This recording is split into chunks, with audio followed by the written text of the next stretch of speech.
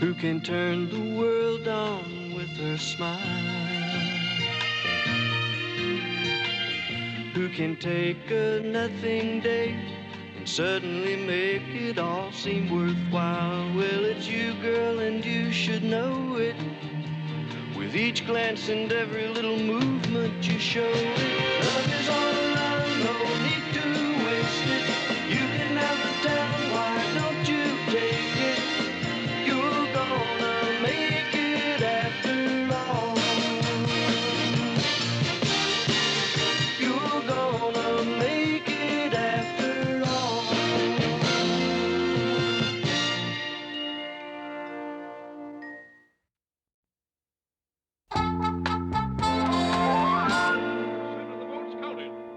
Bond issue is almost certain to pass. In the runoff election between Henderson and McCullough, the next few hours will tell the story. It's up to the voters now. Well, that's the last item, and we still have 30 seconds. Oh, no. You mean Ted's going to have to ad lib?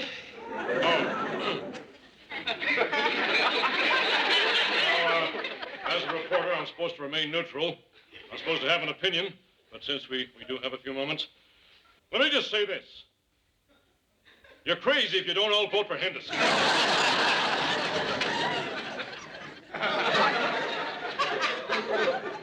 Sir.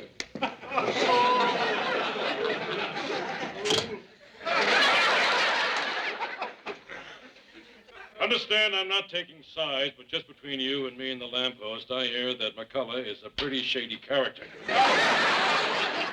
This is Ted Baxter saying good night and good news. That is the most unprofessional thing Ted has ever done. You know, I think we all need a long vacation. You're right. Well, I've got a week coming. What can you do in a week? Well, outside of creating the world and resting, nothing.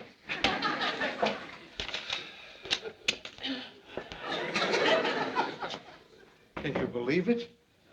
Endorsing one candidate and libeling the other on the air? What happened in there? I just threw Ted out of the studio.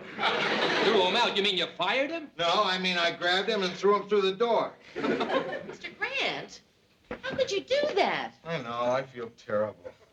Just the slightest change in trajectory, I could have thrown him out the window. You know, I think he means it. I think he really did that. Well, probably. Well, so what? Well, Murray, it's just a thought of physical violence. I don't believe in it. Yeah, but that's Lou's nature. He's a hawk, you're a dove, Ted's a cuckoo. Murray, a joke. I'm sorry. Hey, Mare, what's the matter? Well, it's just the thought of someone being physically injured. I just don't like it. I never have. It's bothered me since I was a kid. A girl I know broke her leg, and I had to go tell her mother. And Murray, I began to stammer for 10 minutes. All I could do was stammer at her. I mean, there she was, and then there I was, and she. Steady, man, steady. Somebody ought to go in there and tell him he can't go around throwing people through doors. Well, I'd love to do it, Mayor, but I'm afraid he'd throw me through the door.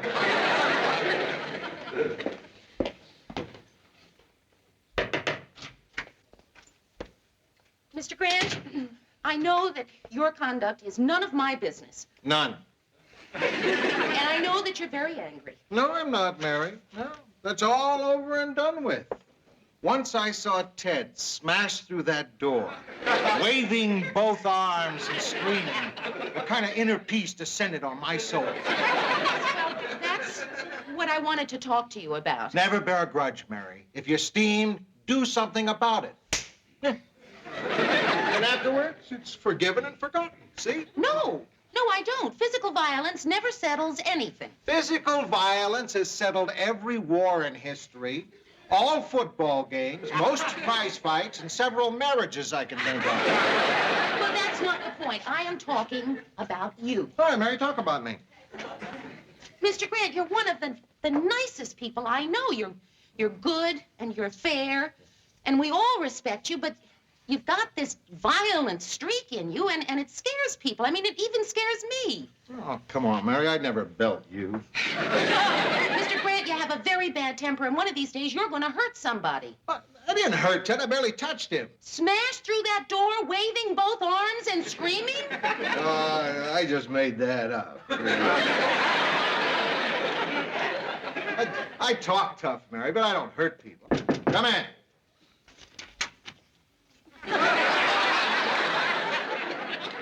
Ted! Don't touch me. I don't think I can come into work tomorrow. I can't move my head. Oh, Ted, I'm so sorry. Oh, it's not your fault, Lou. It happened after you threw me. I skidded into the cigarette machine. Well, they told you it was hazardous to your health. Dad, I've got to get you a doctor. No, forget the doctor. You're going to the hospital. Here, come on. Oh. Lean on me, and I'll help you down to my car. Oh, I didn't think I'd make it to the car, Lou. That's too far. All right, don't worry. Don't worry. I'll carry you to my car. Lou, Huh? be gentle. Yes. Mr. Grant, you can't. What do you mean I can't carry you? Too heavy for you. Right, here. Hey, use this table. That'll just make me heavier. It's got wheels. Oh. Lou, Mary, tell the gang I said my last words were, I want the news to go on. So, how are you feeling? Is it hurt? You know the old expression, Mayor, only when I laugh. Ooh. Ted, is there anything we can do? Oh, no. Georgette was by my side all morning. She read to me and fed me and gave me a sponge bath. Fluffed up my pillows. I finally sent her home. Aw. Yeah, she was starting to get on my nerves. Boy, private room. It's really nice. You know, when I first came here, they put me in a ward. You know how I got this room? The ward pitched in. Lou insisted. He said he'd pay whatever the cost. It's the least he can do. Well, I've got to meet Marie. Don't get up, Ted. Thanks for coming, Murr. And say, thanks for the candy. How'd you know it was my favorite kind? I didn't. I just wanted to give you something to show you how I really feel about you. Good old Murr. Want a jawbreaker, Murr?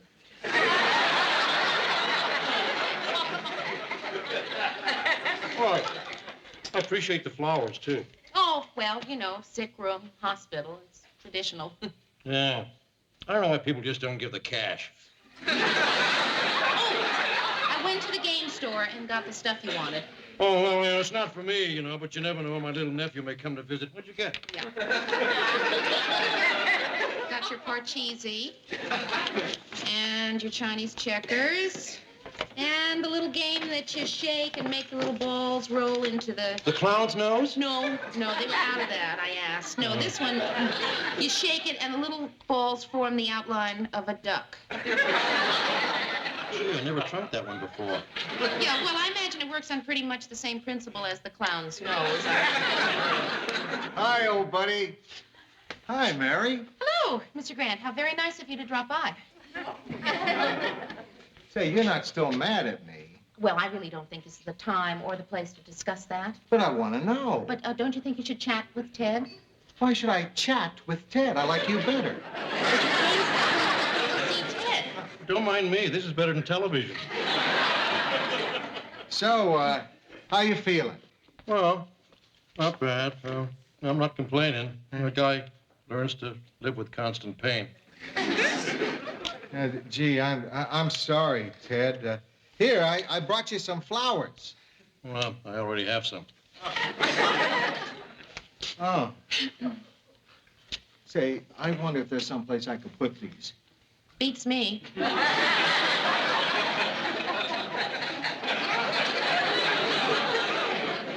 That's okay. What the heck? I'll just stand here and hold them. That way Ted can enjoy them while we chat. Well, Ted, I think I'll be running along. Oh, don't leave now, Mayor. I've got everything but the one web foot and the beak. No, Ted, I don't want to tire someone who's been through as much as you have.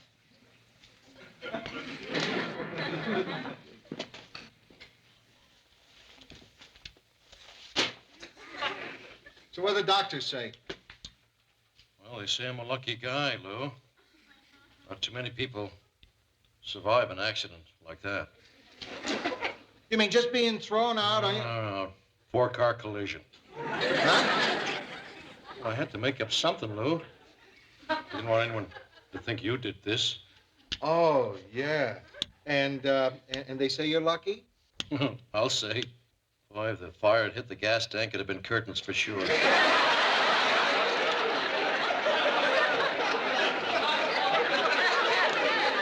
Well, if there's anything I can do. Wow. No. I mean it. Anything. You just ask. Ask me for anything. How about a glass of water? Here. Take a glass of water. Okay. Wait a minute. How about a cube? Yeah. Let's put a cube in there. There you go. Remember, for what I did to you, I'd be happy to do anything. Anything?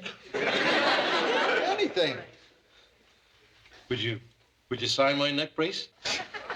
I say your neck brace. Of course I will. Sign it to Ted Baxter, the world's best anchorman. Baxter, the world's best anchor man. For whom?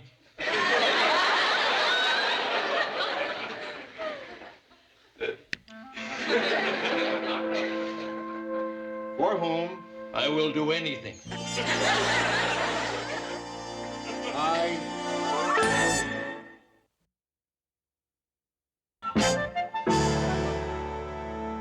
Oh, how do they expect me to rewrite a snow bulletin when it's like a furnace in here?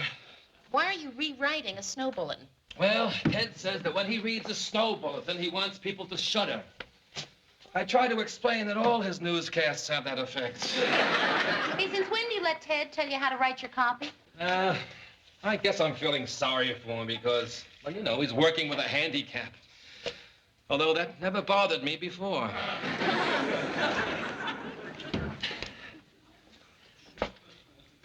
Who fooled with the thermostat? Well, I did, Lou.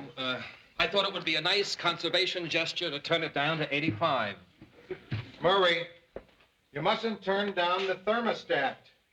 Ted should be in a warm place. Someday, if there's any justice.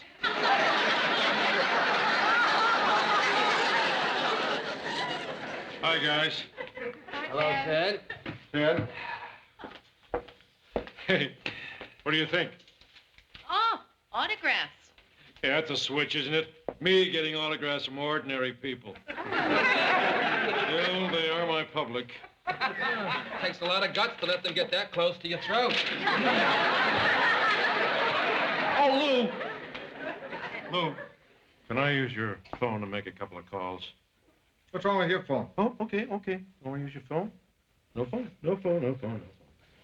Doctor says I shouldn't climb any stairs to my dressing room, but you say no phone. Ted! Here's the phone. Thanks, Lou. I think I have our weather bulletin. Sleet and high winds to be followed by the biggest snow job in history. Gee, that's a terrific-looking chair, Lou. I wish I had one like this in my dressing room. Come on. What's wrong with the chair in your dressing room? Oh, that's right. You never get down there, do you? And why should you? Why climb all those stairs when all you have to do is go directly into the studio from this office? Ted, what do you want from me? You want me to give you my office? Is that what you want? Oh, no, Lou, I don't want you to give me this office. I want you to share it with me. Share my office? Yeah, sure, why not, Lou? All it would take is a little chair right over there. You wouldn't mind sitting in a little chair, would you, Lou? Ted? Oh, Ted? Oh. It's all right, it'll pass. It's just a little spasm. They always go away. Okay, Ted. You can share my office, but only until your neck gets better. Oh, Lou, it'll be wonderful. We'll be roommates. Hey, that way we can sit together and rap about my new feature on the show. You knew what? 3 minutes at the end of every show, Ted Baxter speaks out on the important issues of the day. You know, like Eric Severide. Except when I do it, you'll be able to understand it.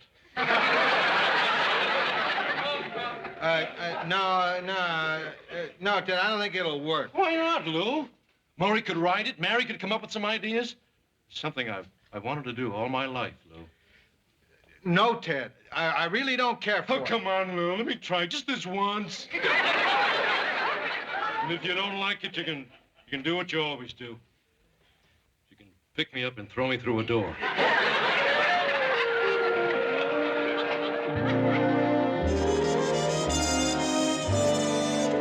Oh, boy, someday this turned out to be, huh, Murph? Oh, the worst. You know, it's bad enough I have to write one opinion spot for Ted. But I had to write 3 so he can choose.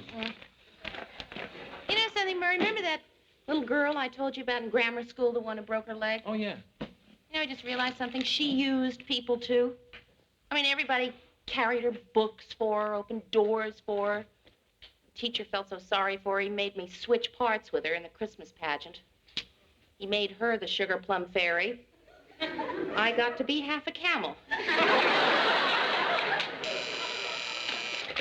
Yes. No, still here. Yeah, he's here, too. We'll be right in.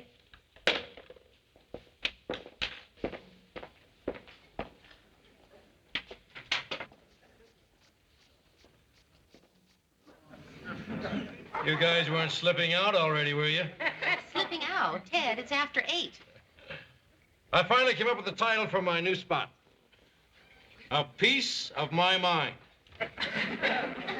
Well, if they can split an atom, why not? Now all I need is a topic for my first editorial. But, Ted, we already gave you 3. Industrial pollution, runaway prices, and political spending. Heck, nothing personal, guys, but boring. Boring. Murray, they're all safe subjects. Everybody's done them. I want to go after the real sacred cows, like single women. What about single women? How come they let you buy them dinner if they don't expect any action? Ted, you can't do an editorial because you keep striking out. Mr. Grant is never going to allow that. Kids, trust me. I'm the honcho on this project. I'll handle Lou. Ted, don't you think that you're carrying this thing just a little too far? Look, I know it's late. We're all tired. What do you say we go get some coffee and we'll talk about it, huh? Oh, gee, I'd like to, Mary, but I've got a date. And you two have got an awful lot of work to do.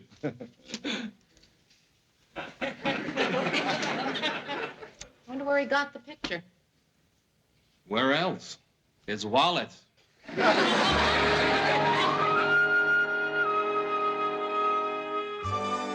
Here you are, Mr. Grant. Made you after dinner drink. Thank you, Mary. What are you up to?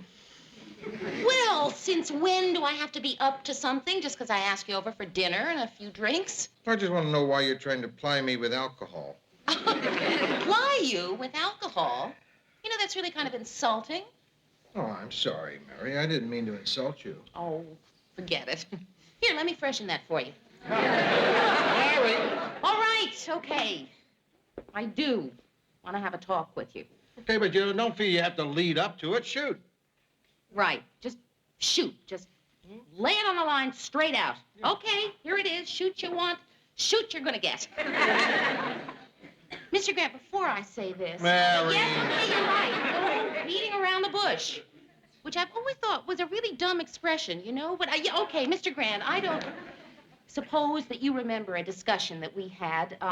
It was about Ted, and violence, and your being gentler. I don't suppose that you remember any of that, do you? Every word. It's probably the most memorable thing you've ever said to me.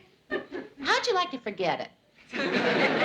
I don't understand. Mr. Grant, Ted is getting away with murder. The old Mr. Grant just wouldn't have stood for that.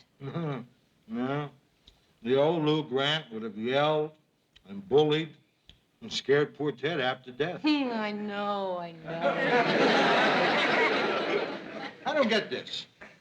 First you come to me and you tell me, Mr. Grant, you have a violent nature, so you must try to change. So after considerable soul-searching, I change. I become what you see now, a gentle, tolerant, peace-loving, nonviolent pussycat. Then you come to me tonight, and you tell me you've decided you like me the way I was. Well, no, Mary. I've got something to tell you.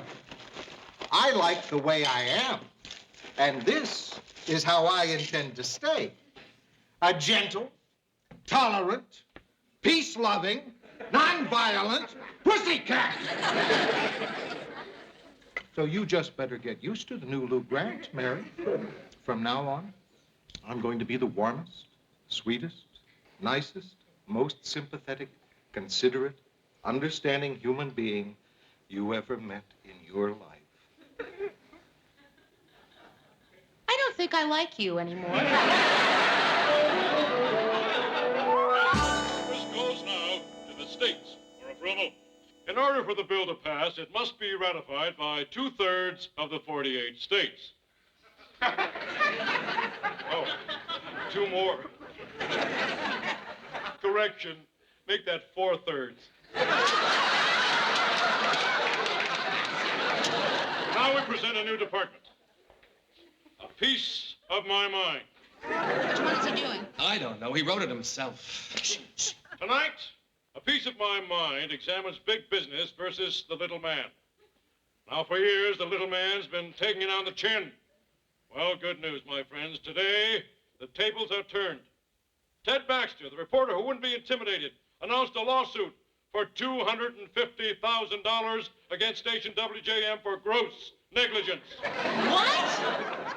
He's suing his own station. On the air.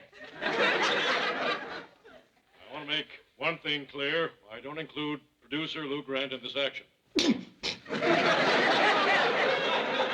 No, Lou can't be responsible for everything that goes on in his station. And I know Lou joins me in hoping this suit teaches a certain station that human safety isn't something to be trifled with. When Mr. Baxter finishes the news, have him step into my office. What are you doing? Just getting the ambulance warmed up. Oh, Ted, Lou would like to see you in his office. Right. Same here. What did Lou say about the show? Oh, wait, Speechless, huh?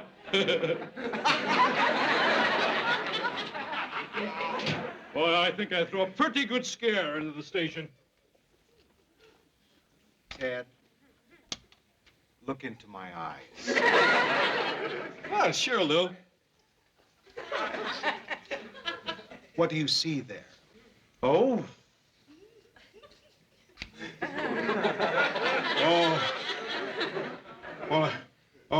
I wasn't really going to go through with it, Lou. I was just going to worry them a little bit, you know, use it for leverage, get a little more vacation. You've got just 20 seconds to take down those pictures while your face still resembles them.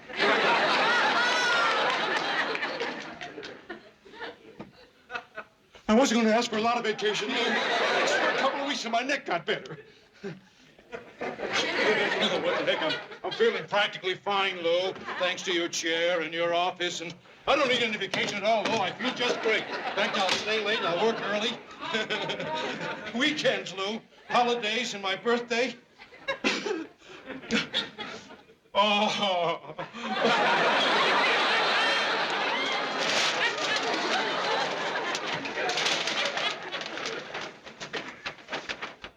I'm going down to my dressing room now to work on tomorrow's show.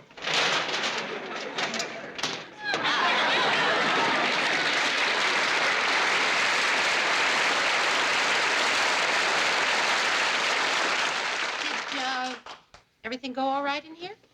Yeah, it went all right. Mr. Grant's office? Yes, this is Mr. Grant's office. No, it is no longer Ted Baxter's office. Yes, I'm sure. You're very welcome. Who was it? Ted.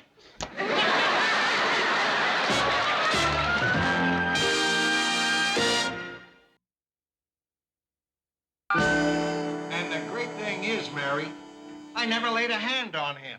Good for you, Mr. Grant. And don't you feel better that you were able to convey to Ted that you were angry and who was boss without resorting to violence? Yeah, I feel a lot better. Right. Mary, would you do one little thing for me? Yeah, sure. Get a hold of building maintenance and tell them I need a new door. Right. Mr. Grant, what's wrong with this door? As soon as you leave, I'm going to put my fist through it.